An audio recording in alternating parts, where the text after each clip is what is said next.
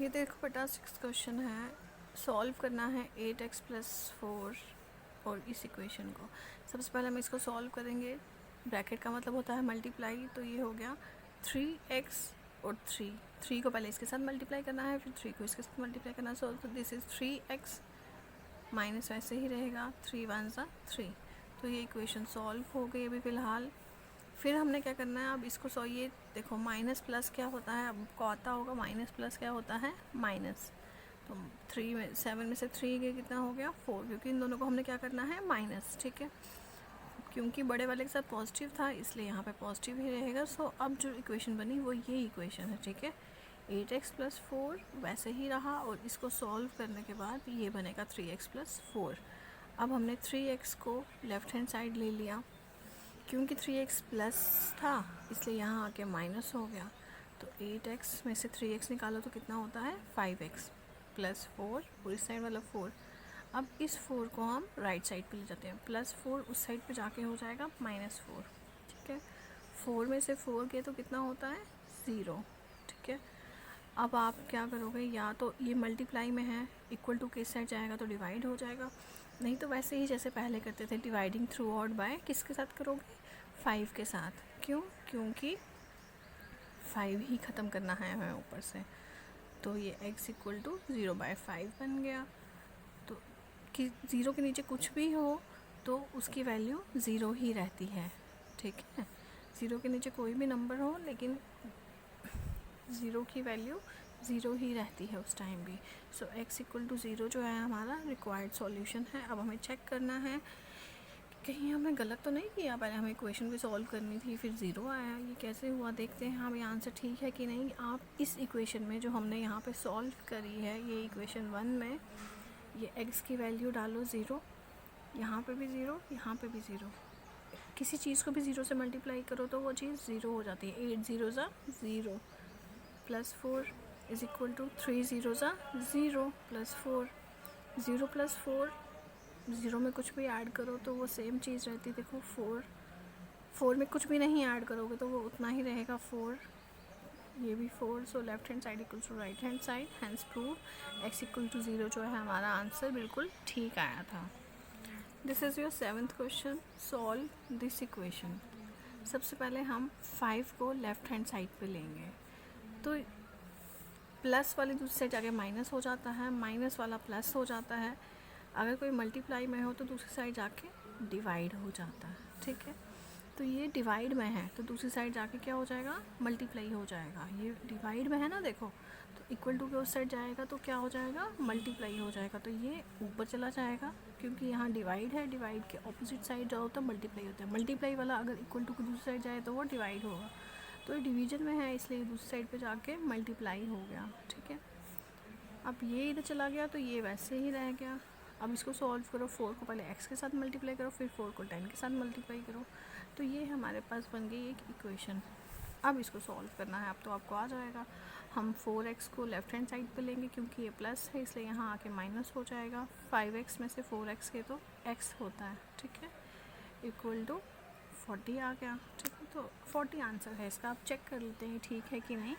तो ये इक्वेशन जो हमने यहाँ पे आके अब सॉल्व की, ये इक्वेशन, ठीक है। इसमें हम आप ऊपर भी डाल सकते हो लेकिन क्योंकि अब हमने ये सॉल्व की हुई है, कन्फ्यूजन से हटने के लिए बेटा आप इसमें इस इक्वेशन में डालो 40 वैल्यू। तो 5 × 40 = 4 × 40 + 40, x की जगह हमने 40 डाल दिया। सो 5 4 20 और 0 लग गया, मतलब 5 40 200 होता है। 4 4 16 और 0 आ गया, मतलब 4 × 40 क्या होता है 160 + 40, ये 200 आ गया। 160 में 40 आएगा तो 200 होता है। इसका मतलब 200 = 200, that is left hand side = right hand side. तो जो हमने आंसर निकाला x = 40 इस इक्वेशन के लिए या इस इक्वेशन के लिए कह लो, तो वो आंसर बिल्कुल ठीक है। ये आपका 8th क्वेश्चन है बेटा। तो आप इसमें सबसे पहले क्या करोगे, आप ऊपर भी एलसीएम ले सकते हो, यहाँ पे भी सॉल्यूशन निकाल सकते हो, लेकिन मैंने दूसरी तरह से किया है। मैंने सबसे पहले ट्रांसपोज किया है 2x/3 को राइट साइड पे, मैं इस साइड पे भी इसको ला सकती थी, लेकिन क्योंकि फिर ये बड़ी टर्म हो जानी थी, माइनस की कन्फ्यूजन आनी थी, फिर आपको प्रॉब्लम हो जानी थी, इसलिए मैंने ये छोटा वाला है 2x छोटा होता है 7x से, इसलिए मैंने इसको राइट हैंड साइड पे ले लिया। ठीक है, क्योंकि ये प्लस था यहाँ पे आके माइनस हो गया। अब देखो हम पहले इन दोनों को सॉल्व करेंगे। ठीक है, तो मैंने आपको बताया है बहुत बार, एलसीएम जब लेना होता है लोगे, शॉर्टकट मेथड है कि जब किसी के टेबल में 3 के टेबल में 15 आता है ना, तो इसका मतलब है जब एलसीएम में आपको टर्म्स दी होती हैं, अगर उसी चीज़ के टेबल में वो टर्म आती हो तो एलसीएम उसी चीज़ का हो जाता है जो सबसे बड़ी टर्म होती है। ठीक है, जैसे 2, 4, 6, 8 का एलसीएम निकालोगे ना जब आप, तो आंसर 8 ही आएगा। तो वही मैंने बताया, अगर कोई किसी के टेबल में आता हो तो जो सबसे बड़ी टर्म होती है वही एलसीएम हो जाता है। तो 3 के टेबल में 15 आता है, इसलिए इसका एलसीएम 15 हो जाएगा।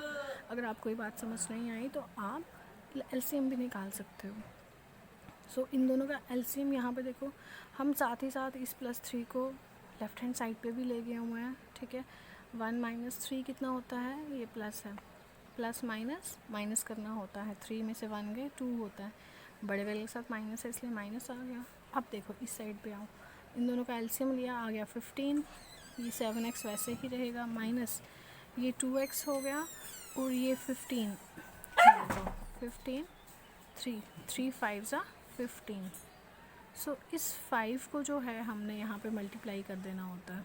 सो 2x × 5, ठीक है, तो ये देखो ये बन गया 10x, ये -2 वैसे ही चले आ रहा है, this is 7x minus 10x upon 15। ठीक है, 7 में से 10 गई, ये प्लस है, प्लस माइनस माइनस होता है, तो 10 में से 7 निकालने हमें माइनस करना है, तो 3 आ गया, बड़े वाले के साथ माइनस टर्म है इसलिए माइनस आ गई। सो -3x अपॉन 15। तो अब हमें ये ख़त्म करना है, उसके लिए हम क्या करेंगे, मल्टीप्लाई करेंगे, जैसे हमने फर्स्ट में किया था, a/b है, सपोज़ ये a/b है। अब इसको ख़त्म करना तो हमें क्या चाहिए, b/a चाहिए ताकि ये कैंसिल हो जाए।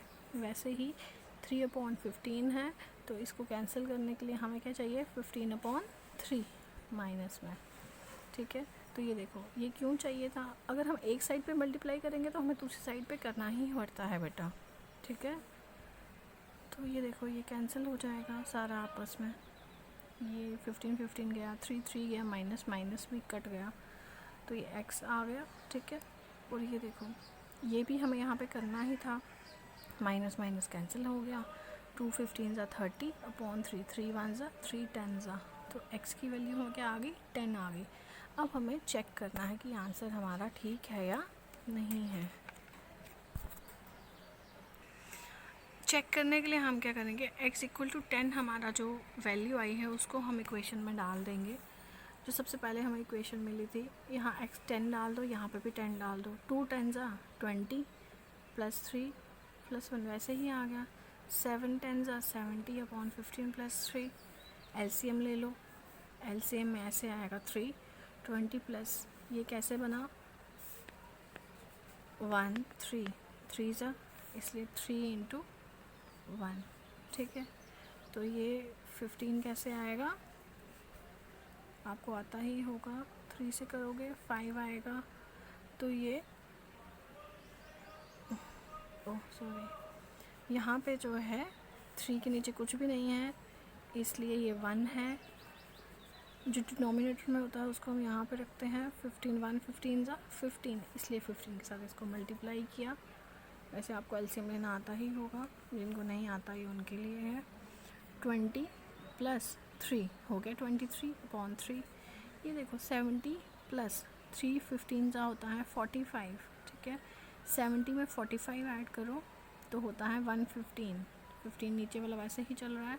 अब इसको आप डिवाइड करो 5 के टेबल से, 5 के टेबल से डिवाइड करना, 5 3 ज़ा 15 होता है, 5 23 ज़ा 115 होता है। So 23/3 is equal to 23/3, that is left hand side equal to right hand side. Hence ये चेक हो गया कि जो x = 10 वैल्यू निकाली थी आपने इस इक्वेशन के लिए वो बिल्कुल ठीक है।